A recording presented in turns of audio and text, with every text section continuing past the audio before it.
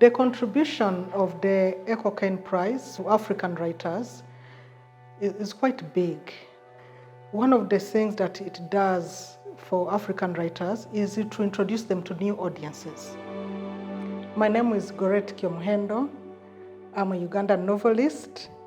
I'm also the founding director of the African Writers Trust. Every writer craves the gift of time, the gift of space, the gift of natural lockdown, as I will call it. But then people forget that you need to emerge from that space and then showcase what you have been doing. That is very, very important. This is a prize that covers the whole continent. It's open for all African writers, not only the continent, but also Africa's diaspora. When these stories are submitted and they are promoted, it helps these writers to connect with new audiences, especially on the continent.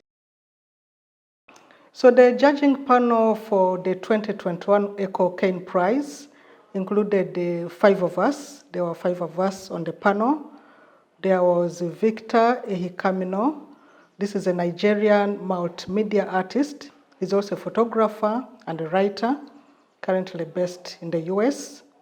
There was Nick Makoa. He's an award-winning poet, born in Uganda, currently living in London. We also had Georgina Godwin, who is an independent broadcast journalist from Zimbabwe. There was Razia Iqbal, is a BBC news presenter. She was born in Uganda, lived in Nairobi until she was 8 years when she moved to London. And then myself as the chair of the panel. So the judging panel received altogether 120 stories from 22 countries. And the judging process was quite rigorous because as a panel, we read all the 120 stories. And then after that, we were required to come up with individual shortlists of 5 stories each. And we did this following the guidelines that were given to us by the prize. So then it came to 25 short stories, 5 from each of us. And then we had a meeting, of course, online using Zoom because of the current prevailing circumstances, as you all know. So each one presented their 5 stories and then an argument why they had selected these 5 from the 120. So we had a lengthy meeting, and then from the 25, we came up with a short list of 5 stories. This is a brief introduction of the writers on the short list and their stories and what stood out for us as judges. Doreen Baingana is a Ugandan writer. She was nominated for her story, which is entitled Lucky. It was published in Ibua Journal in 2021. Why do I write? It's like asking me, why do I breathe? It's what I do. I just love the process of changing what I imagine, what I have experienced, what I've seen other people experience into words. I've always enjoyed reading, and I've enjoyed the lyricism in language, and I've wanted to be just like my heroes, authors, to be able to recreate, to imagine something, recreate it on the page, and have someone else be able to imagine it from the words I have conjured. So it's almost, a kind of magic. The short story was inspired by actually a friend who told me that during the Lakwena War, which is the setting of the story, he got stuck at school in eastern Uganda, and the Holy Spirit movement, the Lakwena army, rushed through his school. And I asked him what they looked like. And he said they were black. Black shorts, black body. And that image struck me, and I decided I would include it in a novel I am writing. I'm just about to finish, based on Alice Lakwena and her rebel movement.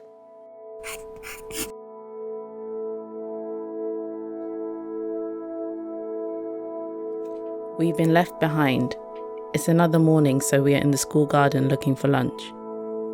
The maze is still too young, too dark a green, but what can we do? It's not easy reaching for the long bulbs with yellowy wisps like white people's hair. The leaves cut our arms and legs with their razor-sharp fuzz because they don't want us to steal their cobs. But that doesn't stop us. The ache of emptiness keeps us going. Those who pick more will eat more, so we work as fast as we can. All around me, the boys scrabble around, making the dry leaves on the ground crackle as loud as roosters. Or does it seem loud because the rest of the school is silent?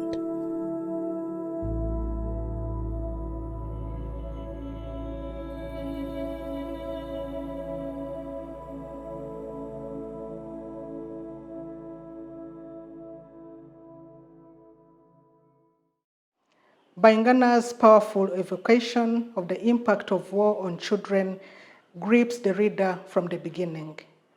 The voice of the child narrator is cheeky, but fully realized, and full of sadness because the children have been abandoned at a school due to an ongoing war situation in northern Uganda. What stood out for us as judges was Baingana's ability to contain immediate events in one setting, yet expose us to a wider political history of Uganda. This is a testament to Baingana's masterful storytelling skills.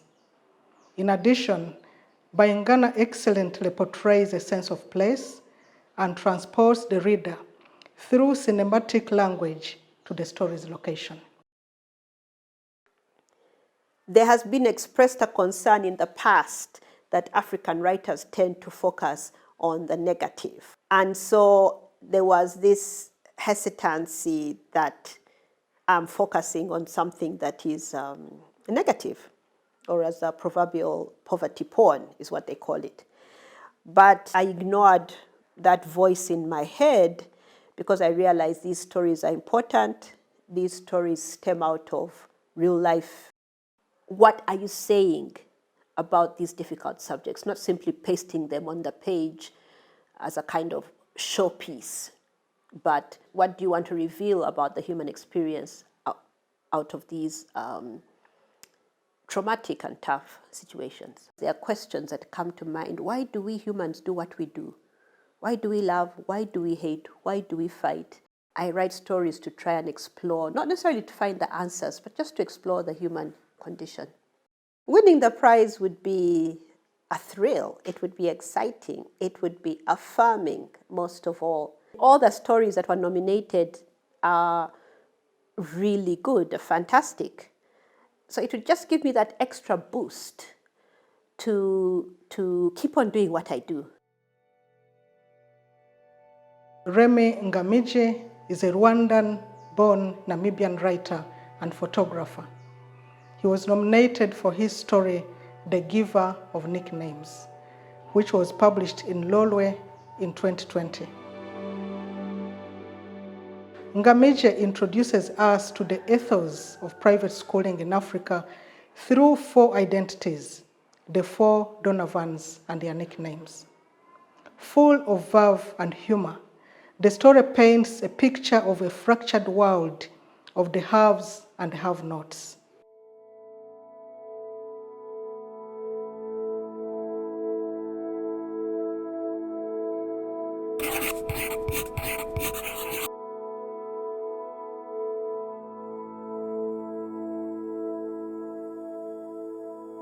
I was a tropical orchard in Welwitschia country.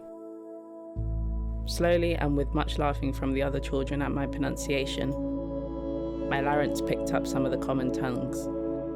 The only period I enjoyed was physical education.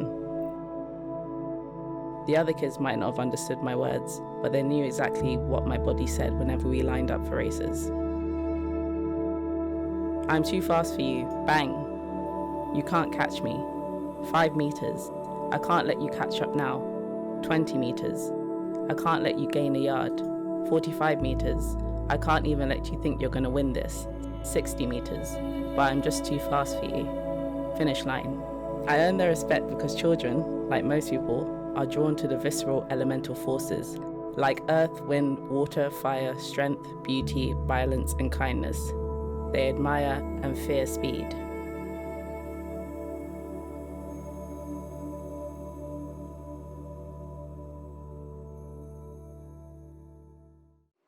Ngamije excellently navigates the readers through this fracture by use of pop culture and teen-like playful language. What stood out for the judges was the author's minimalist style of implication and quick-witted, sharp sentences, which are some of the qualities that distinguish and elevate this piece of writing to higher proportions. Meron Hadero is an Ethiopian-American writer. She was nominated for her story, The Street Sweep, which was published in ZYZZYVA in 2018.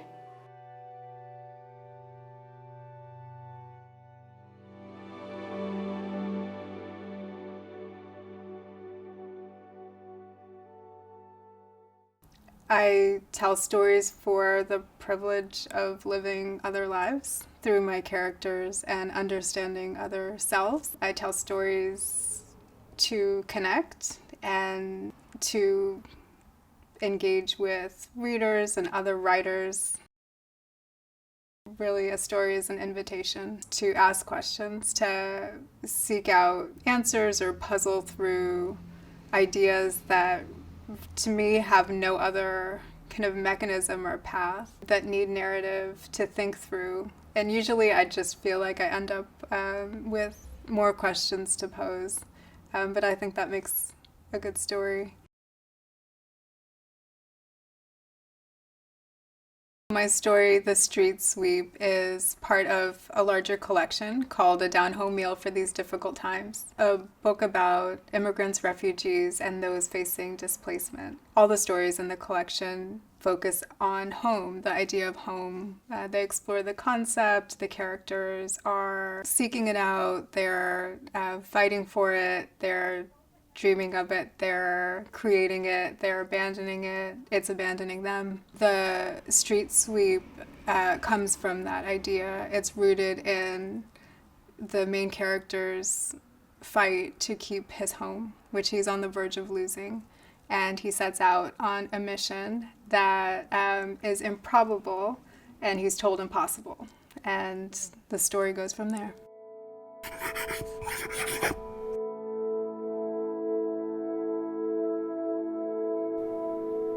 Getu stood in front of his mirror, struggling to perfect a Windsor knot.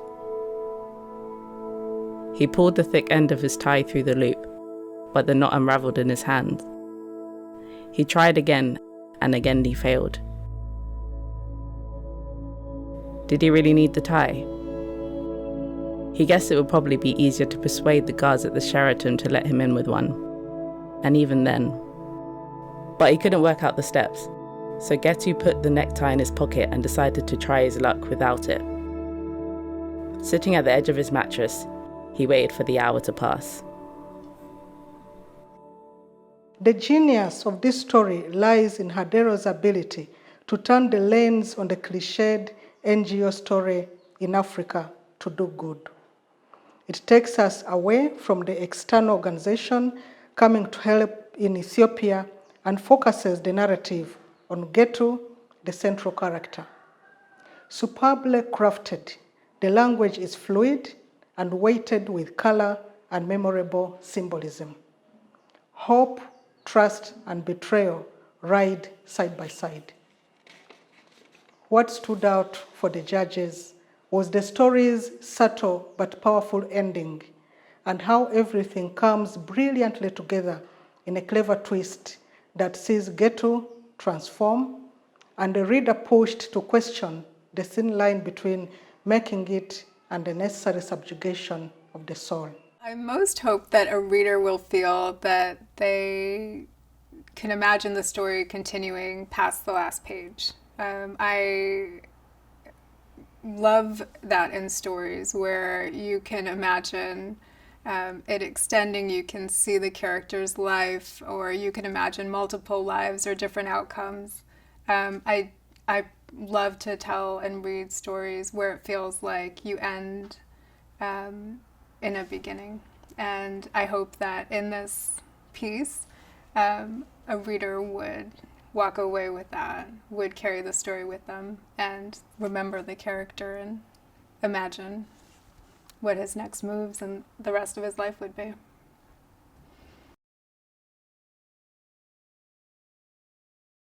It would mean a lot to win, but it is already so meaningful to be shortlisted. Among this cohort, I'm just excited. For anyone who's read the stories that my cohort has written, I think you have to walk away from that experience feeling excitement. I mean, the stories have so much courage and so much talent and so much drive, and they're full of complexity, and the themes that run through them almost run together. There's loss, there's regret, there's family, there's hope. They're such beautiful pieces of literature, and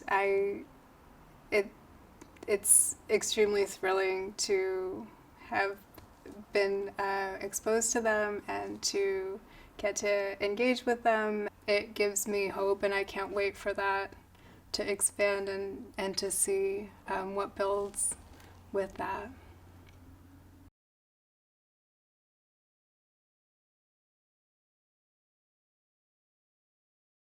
Troy Onyango is a Kenyan writer. He was nominated for his story, This Little Light of Mine, which was published in Doek Literary Magazine in 2020.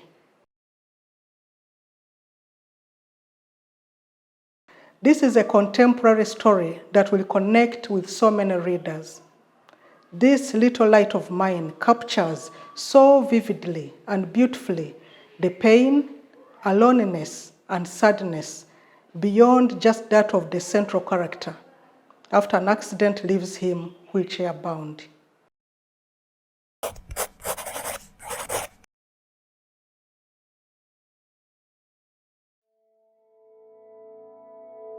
He has a dream in which he is standing in the middle of a black river that looks like a road, and cars are zooming past him at bullet speed.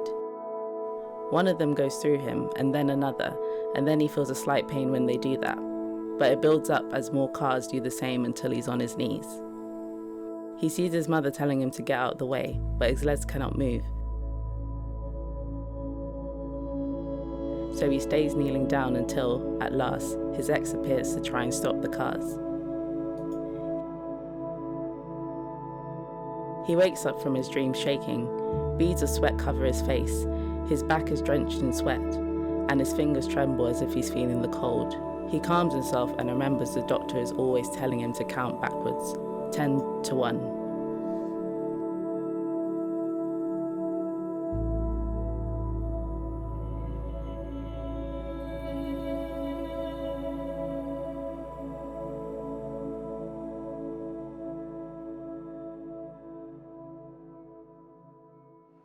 As readers, we are drawn to his struggles as he tries to find love and acceptance in the modern world of dating apps. The sparse prose, the clipped texts, and aching hope is what stood out for the judges. Onyango skillfully conjures up a whole world of hurt in just 12 pages.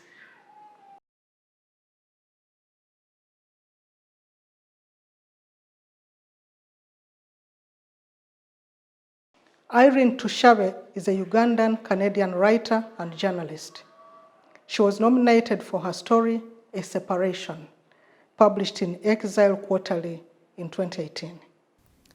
The inspiration for my short story, A Separation, which is shortlisted for the Caine Prize this year, was my grandmother, Kaka Grace. She died back in 2013, and I could not go home for the funeral. It's very expensive to fly back home just to do that. The more I fictionalized my grandmother and the more I fictionalized the protagonist in the story, Harriet, the more personal the story became to me. A Separation is a delicate story of grief, memory, and relationships. Tushabe depicts the loss of a mother and grandmother in a powerful manner that also simmers.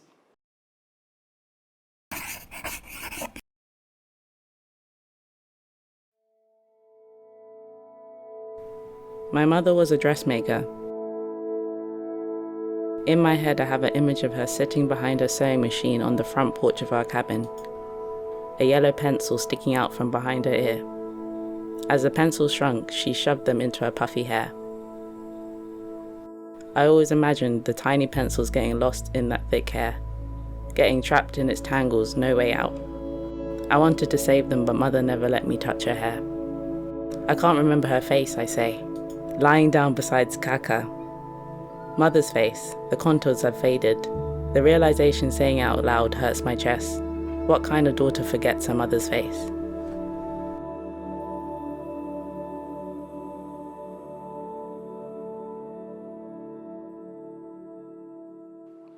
The fusion of young and old, modernity and tradition plays out vividly in the various layers of separations portrayed in the narrative. What stood out for the judges was the writer's use of language, which is lyrical, rich, and compressed. And it is what is suggested and not said that creates an image and feeling in the mind of the reader that is most affecting. What would it mean for me to win the Caine Prize for A Separation? Frankly, I have not allowed myself to think about that.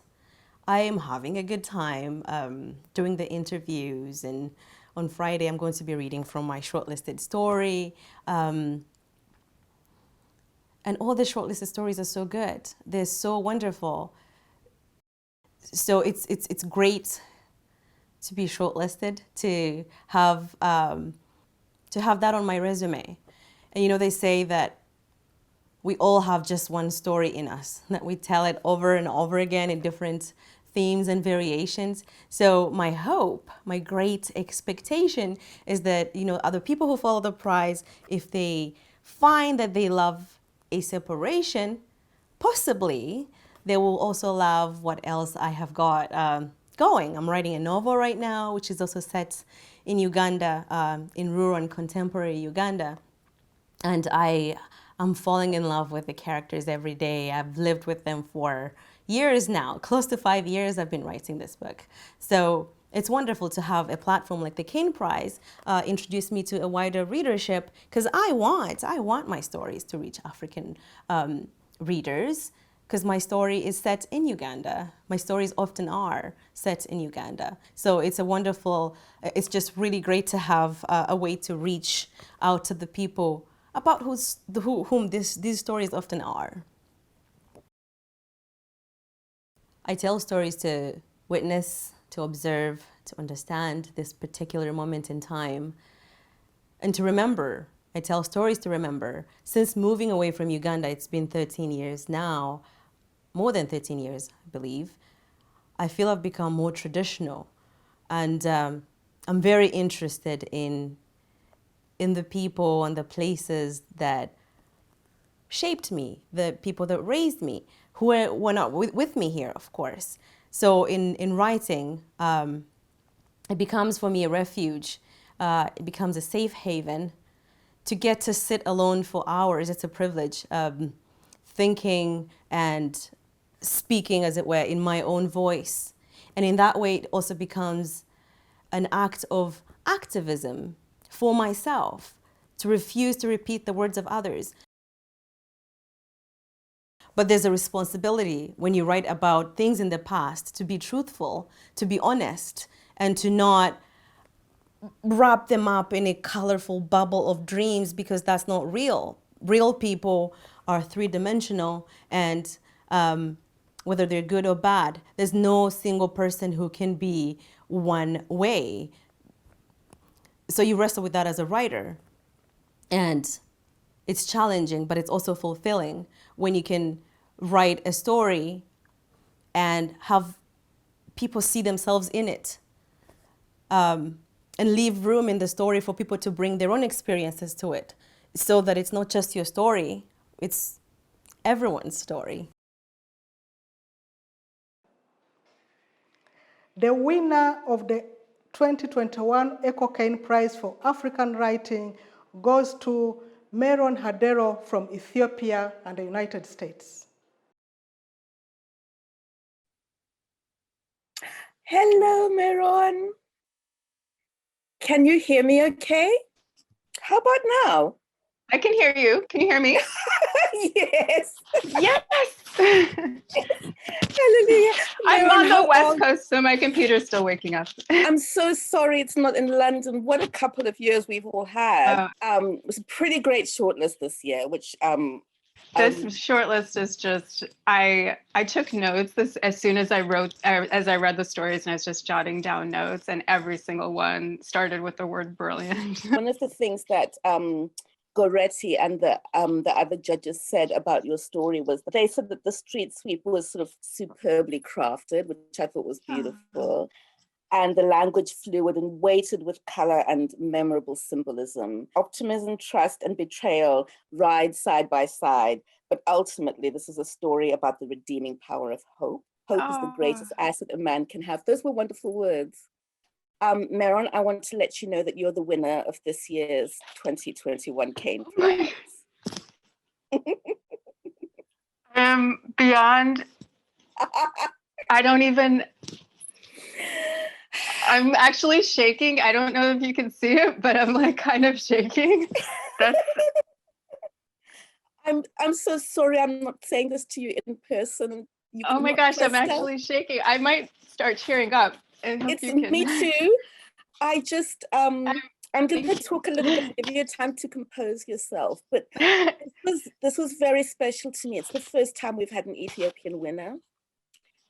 It was special to me because of what's been happening in Ethiopia this year, watching the agony of sort of the people suffering. I know. I'm heartbroken. I'm completely heartbroken. Yeah, and just being completely proud of not just the story from you, but what you've achieved, and that sort of persistence, and also feeling like for years we're going to be hearing from you. And the judges thought, as you did, that all of the stories were brilliant, but they felt that yours actually stood out and that you were doing something quite special, flipping that NGO narrative. I'm crying along with you, flipping that NGO narrative into a way of kind of like giving us insight into just the longing and resilience of a young man. And you can think, I think any one of us could have taken that experience and put it into our own country. Yes. And would have made sense. Congratulations, Meron. I'm so proud of you. Thank you. I don't have words. I don't have the words. I'm just, thank you so much. I'm so overwhelmed that, the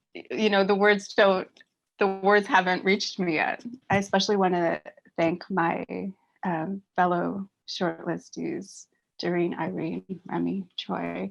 They are writers whose brilliance and energy I deeply admire, and I hope that we will, and know that we will stay in touch and hopefully grow together. ZYZZYVA, the magazine that published this story, and everybody who joined in the events, who read the stories, who tweeted about them, who engaged with this process.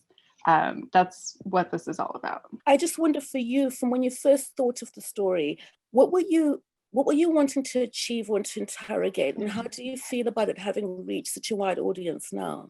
The stories that I'm working on are united by a thread, and that thread is the immigrant refugee experience and those who are facing displacement who might find themselves in the path of migration.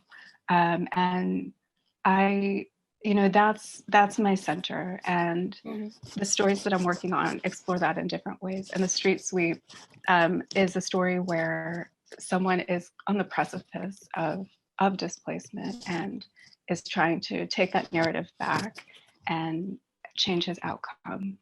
It has had different lives, so it was published in print. And then when it appeared on the shortlist, it reached a different audience when it was published digitally. And as I've said, it kind of gained a second life. And it's just been amazing to see that and to have this experience and to be able to interact with readers and other writers and other members of the literary community about this story now and through the Caine Prize experience. Well, I would, of course, love to thank the AKO Caine Prize and everybody who has made this event possible and this whole experience possible during a pandemic, no less. I know we've all had to adapt and adjust, and it's not an easy thing to pull off, but I gained a lot of, I gained a really rich, not only understanding of the work of my fellow finalists, but also my own story. As you hear these questions and you interact with it, it's a wonderful experience to kind of go in depth and really highlight a specific piece. I'm beyond, the thing about the thank you is I don't know how to say what I feel. No, I completely understand.